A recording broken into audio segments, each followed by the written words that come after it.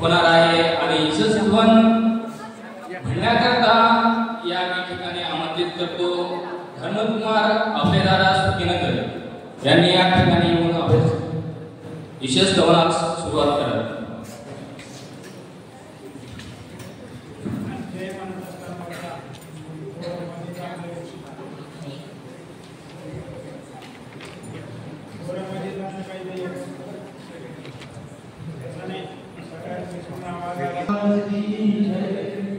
इतनी शक्ति हमें देना दाता, मन का विश्वास कमजोर होना.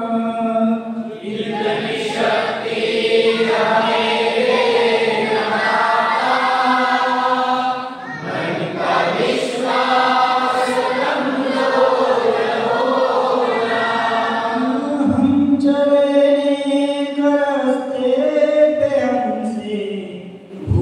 कर भी कोई भूल होना.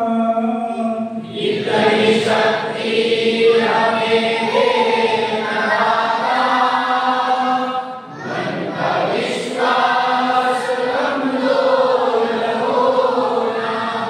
दूर ज्ञान के हो अंधेरे, तू हमें ज्ञान की रोशनी दे.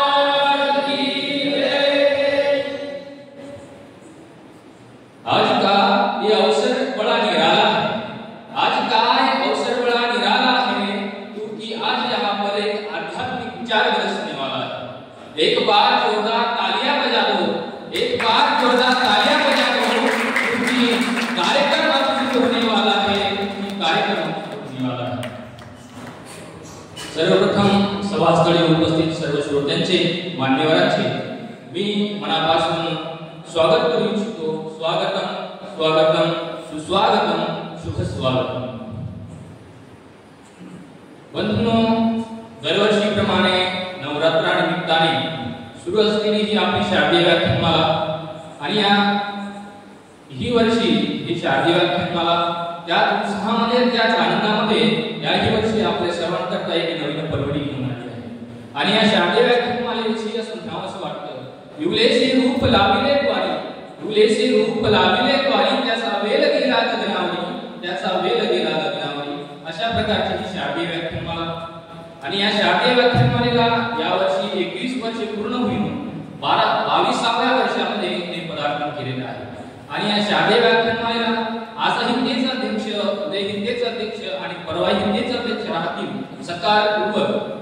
असे महाराष्ट्राधिकरण ज्यांची ध्याने व कुंभली जर ज्याच्या चेहऱ्याकडे बघितलं की माणसाला आलेला क्षण एका क्षणात कशाला हवं? एक क्षण म्हणजे 2 मिनिट 24 सेकंदाचा कालावधी. मला तर क्षणकण म्हणावासा वाटत नाही, तर ज्याच्या चेहऱ्याकडे बघितलं की माणसाला आलेला क्षण एका सेकंदात दूर होतो असे महाराष्ट्राधिकरण साहित्यदर्शी हृदयस्पर्शी ध्यान भास्कर पंथ शिरोमणी परम पूजनीय परम आदरणीय श्रद्धेय प्रातस्मरणीय निमित्त अशा अनेक जगभरात जेवढ्या काही उपमा असतील तेवढ्या जरी त्यांच्या नावापुढे लावल्या तर त्या उपमांमुळे त्या नावाला नव्हे, त्या व्यक्तीला नव्हे, तर त्या व्यक्तीच्या नावामुळे त्या उपमांना शोभा यावी एवढी ज्यांची महती कीर्ती दिनचर्या आचार विचार आहेत असे मग हृदयस्थ व आपल्या सर्वांचे गुरुवर्य आचार्य श्री मोठे मामाजींना मी माझ्या वतीनं व सभास्थळी उपस्थित सर्व श्रोत्यांच्या वतीनं सादर विनंती करीतो की आपण या सर्व संपूर्ण शारदीय व्याख्यानमालेचे अध्यक्षपद भूषवावं.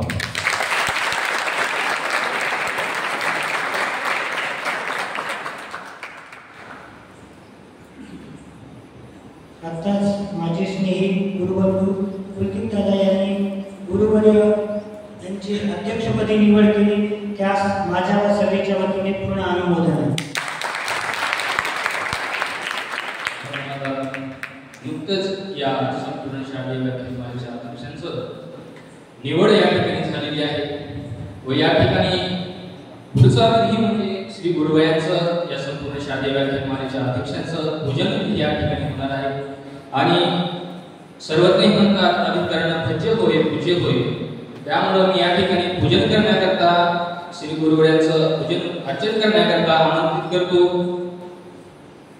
पूजनीय आदरणीय श्रद्धेय श्री धर्मराज दादा महानुभव, पूजनीय आदरणीय श्रद्धेय सुधाकर दादाजी महानुभव, पूजनीय आदरणीय श्रद्धेय श्यामसुंदर दादा महानुभव, पूजनीय आदरणीय श्रद्धेय विजयराज दादा महानुभव, पूजनीय आदरणीय श्रद्धेय श्री गोविंद दादा महानुभव, पूजनीय आदरणीय श्रद्धेय अमरनाथ दादा महानुभव, पूजनीय आदरणीय श्रद्धेय रमण मुळशी दादा, पूजनीय आदरणीय श्रद्धेय महेंद्रराज दादा महानुभव, पूजनीय आदरणीय श्रद्धेय श्री संतमुनी दादा, पूजनीय आदरणीय श्रद्धेय कृष्णनंद दादा तडेगावकर या सर्वांना मान्यवरांना मी सादर भावे या ठिकाणी निमंत्रित करतो. त्यांनी या ठिकाणी येऊन श्री गुरुवर्यांचं अर्चन विधी पुष्पहार विडावसन इत्यादी अर्पण करून श्री गुरुवर्यांचं पूजन या ठिकाणी त्यांनी करायचं आहे.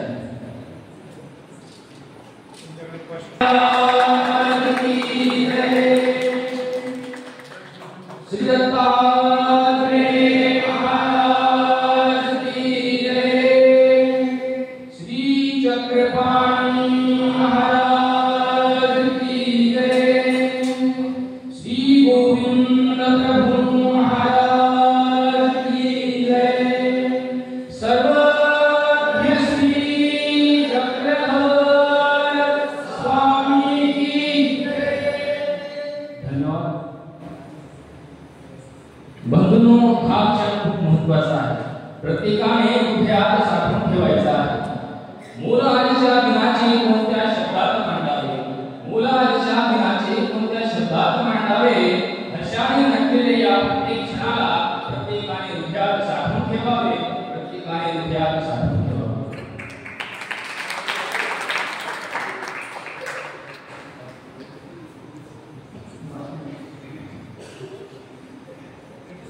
संवेदनात्मक सुरुवातीला तुम्हाला सांगितलेलं आहे. प्रश्नमंजुषेचे प्रश्न सुरू झालेले आहेत. माहिती आहे तुम्हाला किती वाजता मामा पोहोचले?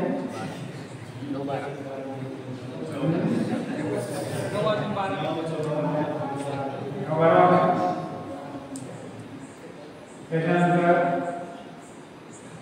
मामा पोहोचले. त्याच्यानंतर मग कोणीतरी माईकवर हे करतो तुम्हाला अनाऊन्स करतो. ते पण विचारते तुम्हाला प्रश्न येऊ शकतो. त्याच्यानंतर मामाने किती वाजता आपलं बोलणं सुरू केलं पाहून घ्या.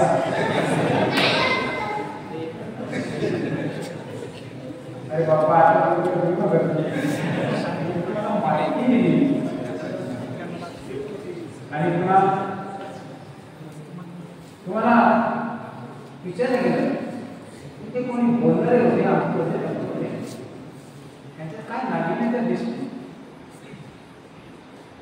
पटकन लक्षात आलं पाहिजे काय नाविन्यता आहे त्यांच्याकडे. त्याचप्रमाणे मामा म्हणत असताना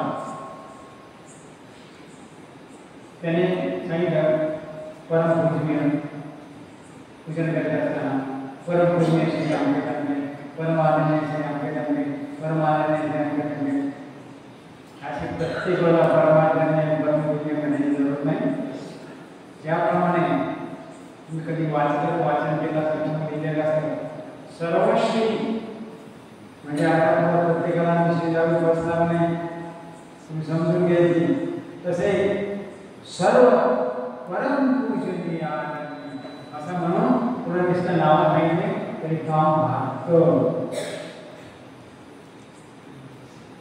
आणि तुमची ही जी काही व्याख्यानमालाचं आयोजन केलेलं आहे त्याला शारदीय व्याख्यानमाला असे म्हणतात. नवरात्राचं काही प्रमाण नाही शारदीय व्याख्यान.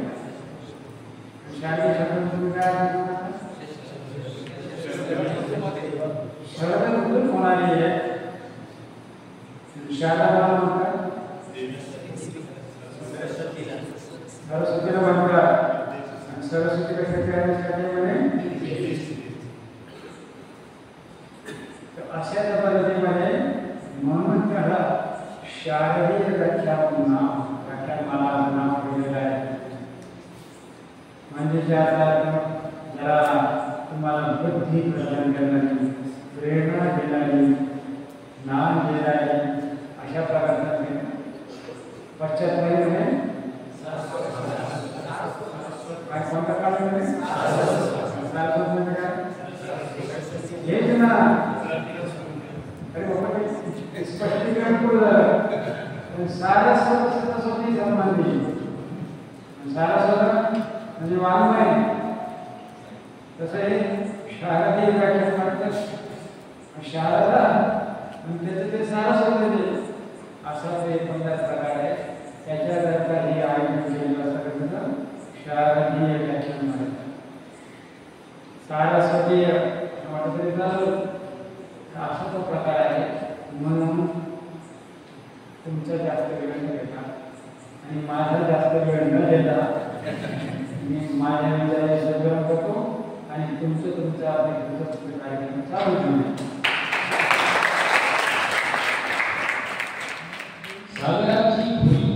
सागराची खोली आणि हिमालयाची उंची, सूर्याचे तेज आणि चंद्राची शीतलता, वटवृक्षाची छाया आणि मातीची माया,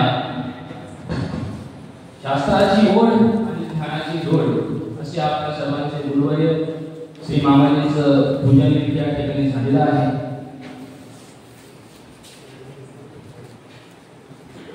व या ठिकाणी पुढचा विधी म्हणजे दीप प्रज्वलनाचा. असं म्हणतात निसर्गाच्या कुशीत आणि गोरक्षकाच्या कुशीत बसलेली आपली महानुभाव शिक्षण संस्था वांबोळी या ठिकाणी दररोज श्री गुरुवर्य आपल्यास ज्ञानाचे फळे देतात. ब्रह्मविद्या शास्त्री तत्वज्ञानाचे फळे आपल्याला आणि विद्यार्थीही त्याच आवडीने त्याच उत्साहाने ब्रह्मविद्या शास्त्राचं अध्ययन या ठिकाणी करतात. चिंतन मंथन करतात आणि असं म्हणतात ज्या ठिकाणी ध्यानाच्या प्रकाशाचं अस्तित्व असतं त्या ठिकाणी अंधाराचं अस्तित्वच उरत नाही. म्हणून दीप प्रज्वलित करण्याकरता तरी सुद्धा आपली भारतीय संस्कृती आहे की आपण कुठल्याही कार्यक्रमाची कुठल्याही विधीची सुरुवात करताना दीप प्रज्वलने करतो आणि दीप प्रज्वलित करण्याकरता मी या ठिकाणी सादर भावे विनंती करतो. पूजनीय आदरणीय श्रद्धेय श्री दयाल मुनी दादाजी महानुभव, पूजनीय आदरणीय श्रद्धेय श्री सात्विक मुनी दादाजी सातारकर, पूजनीय आदरणीय श्रद्धेय श्री रत्नाकर मुनी दादाजी महानुभव, पूजनीय आदरणीय श्रद्धेय श्री रवींद्र दादा पंजाबी यांना मी सर्वांना आदरणीय श्रद्धेय श्री श्यामसुंदर दादाजी अमरोले या सर्व मान्यवरांना मी या ठिकाणी सादर भावे विनंती करतो त्यांनी या ठिकाणी यावं व आपल्या शुभ हस्ते दीप प्रज्वलित करावा.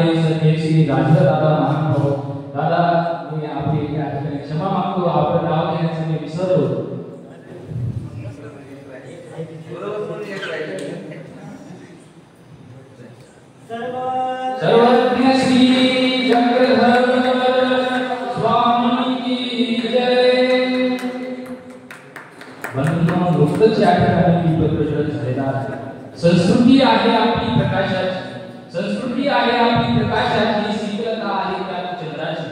दीप प्रज्वलाने सुरुवात करूया कार्यक्रमाची, दीप प्रज्वलाने सुरुवात करूया कार्यक्रमाची.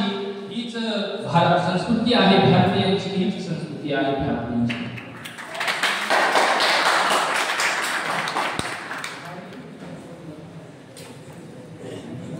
नुकताच या ठिकाणी दीपप्रज्वलन झालेलं आहे व या संपूर्ण शारदीय व्याख्यानमालेचं या ठिकाणी दीप प्रज्वलित झाला आणि या दीपाला 5 ज्योती या ठिकाणी लावण्यात आलेल्या आहेत आणि असं म्हटलं जातं या 5 ज्योतीचं प्रतीक ह्या 5 गोष्टींना मानलं जातं. हे म्हणजे या दीपाकडे बघितल्यावर आपल्या सर्वांना सर्वप्रथम दिसतो तो प्रकाश. म्हणून एक नंबरला सर्वप्रथम म्हणेल की दीप हा प्रकाशाचं प्रतीक आहे. त्यानंतर ध्यान, विज्ञान, धर्म आणि संस्कृती अशा 5 गोष्टींचं प्रतीक या दिव्याला, या दीपाला मानलं जातं. आणि या दीपाकडे बघितल्यावर मला या ठिकाणी चालवले आहे. उभी आहेस तू ठाम तशीच, उभी आहेस तू ठाम तशीच, अस्तित्व जपत कर्तृत्वाची. युगे युगे तुझ्याच साक्षीने, युगे युगे तुझ्याच साक्षीने घडले इतिहास इथे कर्तृत्वाची, घडले इतिहास इथे कर्तृत्वाची. तर बंधूंनो, या संपूर्ण शारदीय व्याख्यानमालेचं प्रास्ताविक परिचय मांडण्याकरता या ठिकाणी सादरभावे निमंत्रित करतो परमपूजनीय परमादरणीय श्रद्धेय श्री शैलेशमुनी दादाजी शास्त्री यांना मी या ठिकाणी सादरभावे निमंत्रित करतो. त्यांनी या ठिकाणी यावर प्रास्ताविक परिचय सर्व श्रोत्यांना द्यावा.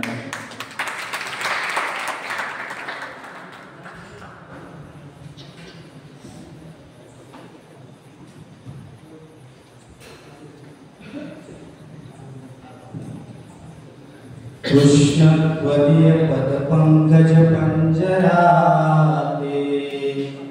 अद्देव विषमानस लाज हंस, प्राण प्रयाण समये कपवात पित्ते, कंठावरोधन स्मरणं कुतस्त, कंठावरोधन विदो स्मरणं कुतस्त. असितगिरि समस्या कच्चदं सिंधु पात्रे, सुरतर शाखा लेखनी पत्र मुर्वी, लिखित यदि गृहीत्वा शारदा सर्वकालं, तदपि तव गुणानीशं पारं न याति, तदपि तव गुणानीशं पारं न याति. सर्वज्ञ श्री चक्रधर स्वामी की. आज आपण शारदीय व्याख्यानमाला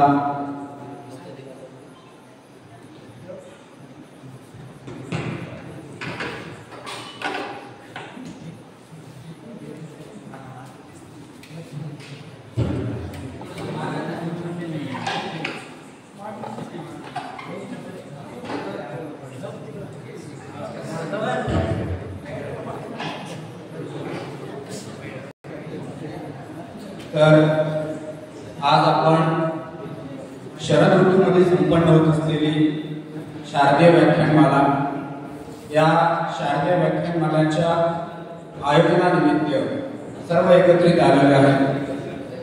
आताच मामाजींनी आपल्याला सांगितलं की शरद ऋतूमध्ये येणारी शारदीय व्याख्यानमाला, तर हिला शारदीय का म्हणावे, तर सरस्वती या देवतेच्या संदर्भाने असल्यामुळे तिला शारदीय व्याख्यानमाला हे नाव देण्यात आलेलं आहे. आणि या शारदीय व्याख्यानमालेचे सर्व जे अध्यक्ष आहेत परमपूज्य परमादरणीय गुरुवर्य मामाजी, आणि त्याचप्रमाणे माझ्यापुढे उपस्थित असलेले आश्रमातील साधू संत, भिक्षू, वासनिक आणि बालगोपालक बंधूंनो, माझ्याकडे प्रास्ताविकवर विचार मांडण्याकरिता मला निमंत्रित केलेलं आहे. तर महत्वाची गोष्ट म्हणजे प्रास्ताविकवर करताना या शारदीय व्याख्यानमालेचं काय उद्देश आहे, शारदीय व्याख्यानमाला आपण जे काही नियोजन करतोय तर ते कशासाठी, त्याच्या पाठीमागे काय कारण आहे. तर ही शारदीय व्याख्यानमाला संवत्सरीतून चालू झालेली आहे आणि तिथून ती इथपर्यंत पदार्पण करत आज 22व्या वर्षामध्ये ती पदार्पण करत आहे.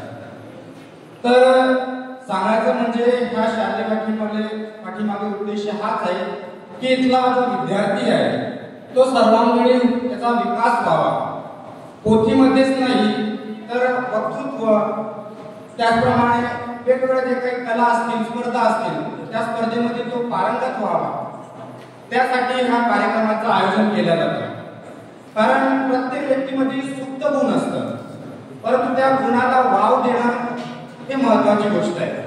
कधी कधी काय होतं की मनुष्याचे जे सुप्त गुण असतात ते मनुष्यासोबत त्याला वाव न मिळाल्यामुळे त्या मनुष्यासोबतच लोक पावत असतात.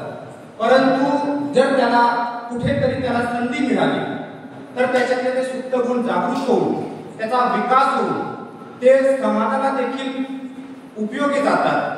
त्यासाठी त्या खऱ्या अर्थाने या कार्यक्रमाचा म्हणा किंवा शारदीय व्याख्यानमालेचं आयोजन करण्याचा उद्देश आहे. आणि इथल्या विद्यार्थ्यांनी खरं तर खऱ्या अर्थाने त्यांनी सुद्धा या शारदीय व्याख्यानमालामध्ये प्रत्येक व्यक्तीने का होईना त्याच्यामध्ये त्याने स्पर्धेमध्ये भाग घेणं आवश्यक आहे. कारण आज आपल्याला मामाजींनी सर्व सुविधा आपल्याला पुरवलेल्या आहेत. अशा कोणत्याच गोष्टीची उणीव नाही की जेणेकरून मनुष्याला कष्ट होईल, त्रास होईल. आज बाहेर आपण जर विद्यार्थ्यांना बघू तर कोणाला कशाची कमी, कोणाला कशाची कमी, त्याच्यामुळे त्याच्या शिक्षणाचे अभाव असतो. परंतु असं काही इथं नाही. इथं सर्व गोष्टीची परिपूर्णता आहे. अपूर्णता ते आमच्याकडे की आम्ही त्या सुविधेचा व्यवस्थित पद्धतीने फायदा घेत नाही. कारण त्या सुविधेमध्ये जर आम्ही लुप्त होतो, त्याच्यामध्ये जर आपल्या साधनामध्ये साध्य समजून बसलो तर आमचे जे काही विकास आहे ते विकास कधीही पूर्ण होणार नाही. त्यासाठी मनुष्याने आणि इथल्या विद्यार्थ्यांनी विचार करायला पाहिजे की आपण इथे जे आलेलो आहे तर आपला विकास घडवण्याकरिता, म्हणून त्या गोष्टीकडे आपला जास्तीत जास्त लक्ष असलं पाहिजे की आपण ज्या उद्देशाने इथे आलेलो आहे तो उद्देश आपला साध्य होणं गरजेचं आहे. बाकीच्या गोष्टी तर आहेतच, भरपूर आहे, परंतु याला काही महत्व नाही. महत्व आहे तुमच्या आंतरिक गुणाला विकास देण्याचा. जर तुमचे ते गुण वाढले तर तुमचा तो विकास होऊन तुम्ही इथं तर इहलोकात प्रसिद्धी व्हालच, दृष्ट पण तुम्हाला लाभ होईल, त्याचप्रमाणे अदृष्ट पण देखील तुम्हाला लाभ प्राप्त होऊ शकतो. कारण आपल्याला दृष्टाकडून अदृष्टाकडे जायचंय, तर आपण इथंच प्रावीण्य मिळवू शकलो नाही तर अदृष्टाकडे काय प्रावीण्य मिळवणार, तिथे प्रावीण्य होऊ शकत नाही. त्यासाठीच आपल्याला ह्या क्षेत्रात देखील प्रावीण्य मिळवणं महत्वाचं आहे. असं म्हणतात येशाम विद्यान तपोन दानम, येशाम विद्यान तपोन दानम, ज्ञानम न गुणम न शीलम न धर्मम, ते मर्द लोका भूभार भूता मनुष्य रूपेण मृगश्चरन्ति. ज्याच्याजवळ येशाम विद्या म्हणजे विद्या नाही आहे, तपोन दानम, तप नाही कोणा गोष्टीचा किंवा दान करत नाही, येशाम विद्यान तपोन दानम, ज्ञानम न गुणम न शीलम न धर्मम, त्याच्याकडे ज्ञान नाही, त्याच्याकडे धर्म नाही, त्याच्याकडे शील नाही, ते लोक कसे आहेत तर ते मर्द लोक भूभार भूता, ते म्हणजे ह्या भूमीवरती नुसते भार आहे. मनुष्य रूपेण मृगाश्चरंती. ते काय, मनुष्य रूपामध्ये एक प्रकारे प्राणी कसेच विचरत असतात त्याप्रमाणे ते मनुष्य रूपात विचरत आहेत. परंतु मनुष्याला महत्वाची गोष्ट जर आपल्याला मनुष्य म्हणून घ्यायचं असेल तर ह्या गुणांचा आपल्याला आत्मसात करणं गरजेचं आहे. एक तरी गुण जर आपण आत्मसात केलं तर खऱ्या अर्थाने मनुष्य आपण झालो आणि मनुष्य आपल्याला जी संज्ञा लाभली त्याचं सार्थक झालं म्हणून म्हणतात. परंतु आपला वेळ कसा आहे की आपला वेळ व्यर्थ गोष्टीमध्ये जात असतो. चांगल्या गोष्टीमध्ये आपण कधीही वेळ घालवत नाही. आणि एक म्हणतात सुभाषितकार की काव्यशास्त्र विनोदेनं कालो गच्छति धीमता. जे धीमता म्हणजे बुद्धिमान मनुष्य असतात ते आपला काळ कशामध्ये व्यतीत करतात तर काव्यशास्त्र, काव्यामध्ये म्हणा की शास्त्राच्या विनोदात म्हणजे आनंदामध्ये ते आपला त्याचा वेळ घालवत असतात. आणि जे मूर्ख लोक असतात ते कशामध्ये काळ घालवतात तर व्यसनेन तू मूर्खाणाम निद्रया कलहेनवा. म्हणजेच ते आपला वेळ व्यसनामध्ये कुणातरी व्यसनामध्ये लागून त्याच्यात आपला वेळ व्यतीत करत असतात किंवा निद्रे म्हणजे झोपीमध्ये, झोपाचं सुख, झोपीचं सुख काय त्या सुखामध्येच आपला वेळ घालवत असतात. किंवा कलहेनवा, नाही काही झालं तर कलह करत बसतात म्हणजे भांडण करण्यामध्ये आपला वेळ घालवतात. हा एवढा मनुष्य देह आपल्याला जो मिळालेला आहे हा खूप अनमोल आहे बंधूंनो. त्याचा आपण विचार करायला पाहिजे की त्याच्यामध्ये आपण काय काय प्राप्त करू शकत नाही. म्हणून हा वेळ असं न घालवता तुम्ही आपल्या जो जीवनाचा उद्देश आहे तो जीवनाचा जो काही आपल्याला वेळ दिलेला आहे परमेश्वराने त्याचा त्या वेळेचं काहीतरी सार्थक होऊन आपल्या जीवनाचं काहीतरी सार्थक करा. ह्याच या व्याख्यानमालेचा उद्देश आहे. आणि मला असं वाटेल की ह्या व्याख्यानमालेतून जे व्याख्याते निर्माण होतील तर खऱ्या अर्थाने ही व्याख्यानमाला साजरी होत आहे. तिचं नियोजन व्यवस्थित पद्धतीने चालत आहे आणि त्याचं फळ आपल्याला मिळत आहे. तर ते खऱ्या अर्थाने सादर करण्याचं मला ते आयोजन करण्याचं कार्य व्यवस्थित पद्धतीने चाललेलं आहे असं मला वाटेल. एवढे बोलून मी माझ्या शब्दांना इथेच विराम देतो.